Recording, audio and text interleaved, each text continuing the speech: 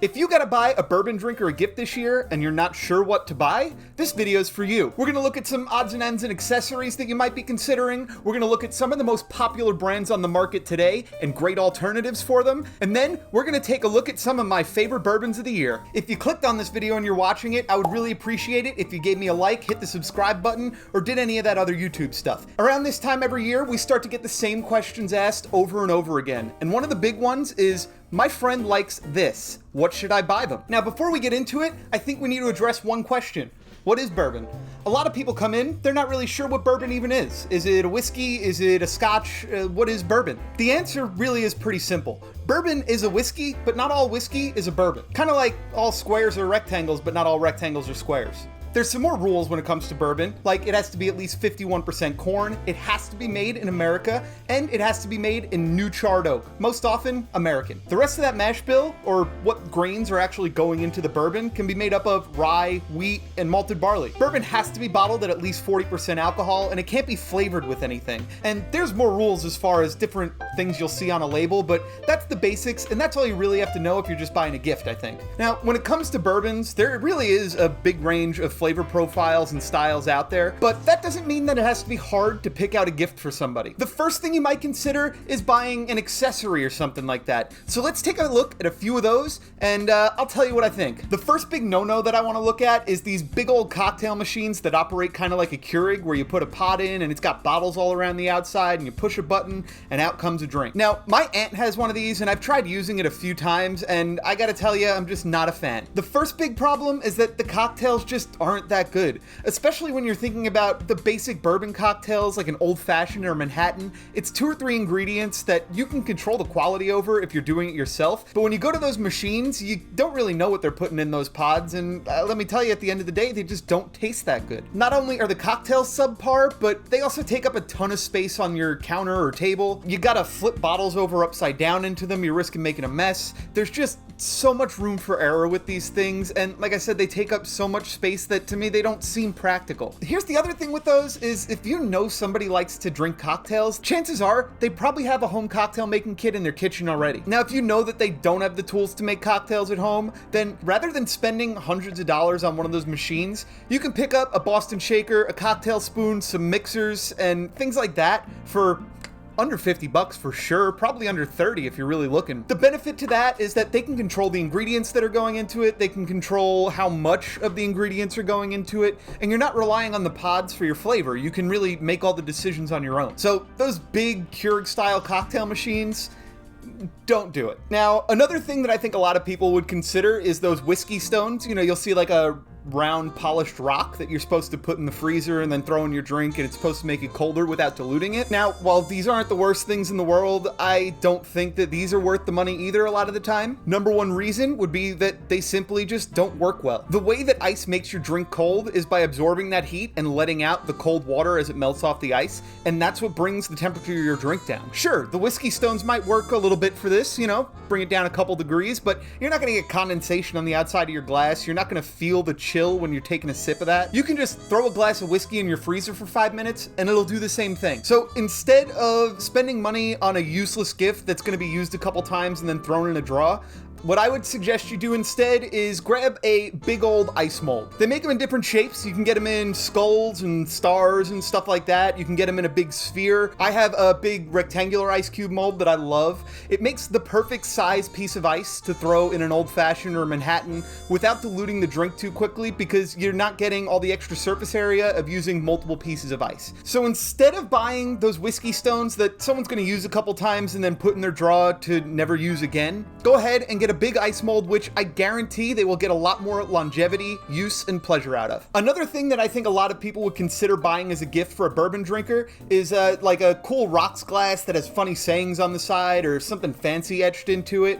And while it's really not a terrible idea, glassware is glassware and it'll work to hold your drink, I think most people who drink bourbon probably have a glass in their cabinet already that they use for their bourbon. Probably more than one. So instead of wasting your money on funny slogans or cool looking etching, I would suggest buying them a Glencairn. A Glencairn is a specific type of glass that is made for drinking whiskey out of. It has a big old bowl at the bottom and a narrow mouth, and the two of those work perfectly in conjunction with one another. The big bowl at the bottom really lets the air interact with all the volatile compounds in your whiskey, and the narrow mouth at the top concentrates all those aromas so you can get the full experience out of your bourbon. A Glencairn will help the nose come through way more clearly with way more pronounced aromas that you can pick out, and I think it just provides a much better experience than a glass that says it's bourbon time. Now, one gift option that I'm kind of on the fence about, if I'm being honest, is a decanter. Bourbon decanters are pretty cool. I have a couple myself, if I'm being honest, and I do use them from time to time, but it's a lot easier to just leave the whiskey in the bottle than it is to fill the decanter and always pour out of that. They don't really serve any purpose other than decoration and feeling fancy, which there's nothing wrong with. And I would say that of the 4 gifts that I'm talking about here,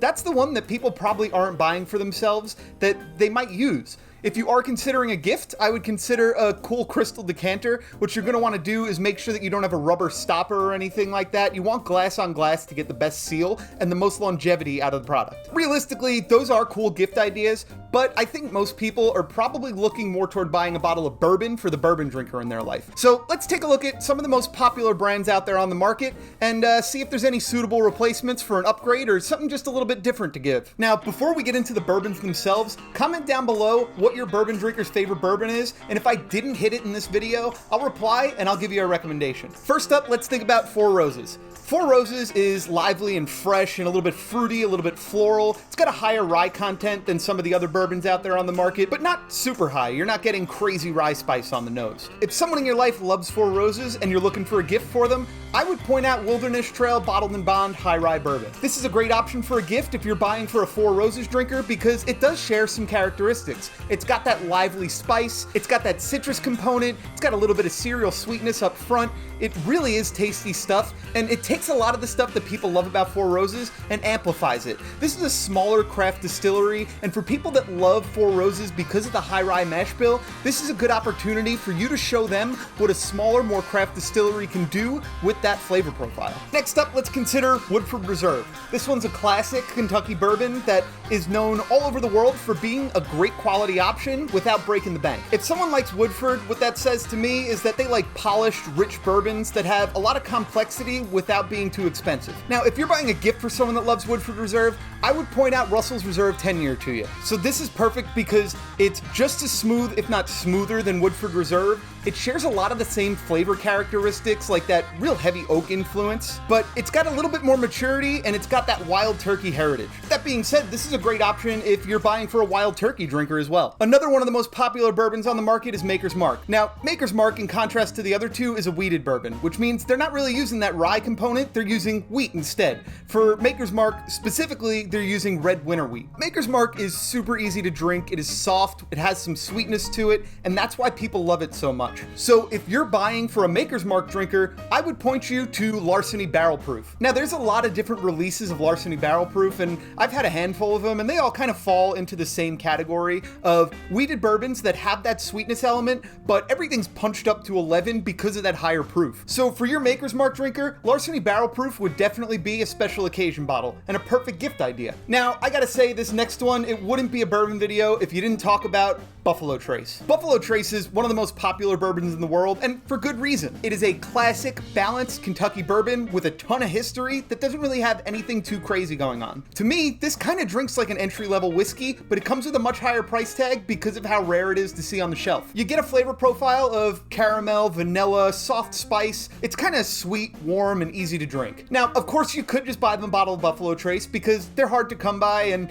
everybody will appreciate that. But if you want to buy them something different, maybe punch it up a little bit, I would tell you to buy Wilderness Trail Wheated Bottled and Bond Bourbon. So this stuff has a similar flavor to Buffalo Trace, but it's 100 proof, so everything pops out of the glass just a little bit harder. Not only that, but this is a smaller craft producer like I mentioned before, so this does feel like a nerdy small batch cousin to Buffalo Trace. Plus, if you buy them a bottle of this, you're gonna look like you know what you're doing, and everybody likes to feel like they know what they're doing, right? Now, staying in the Buffalo Trace family, I do have to mention Blanton's. Everybody always wants to buy Blanton's, everybody always wants to find Blanton's. Bourbon hunters all over the world are always looking for blends. Now, I've had Blanton's a handful of times, and it's pretty good. Do I want to spend $100 or more of my own money on it? Not really. I think there's better options for less. The number one thing I would point out to you if you're looking to buy a bottle for a Blanton's drinker, but you just can't find a bottle of Blanton's, is Knob Creek 120 proof 9-year. With that 9-year age statement and being 120 proof, everything is turned up to 11 in this bourbon. You really get big flavors of vanilla, caramel, roasted nuts, spice, oak.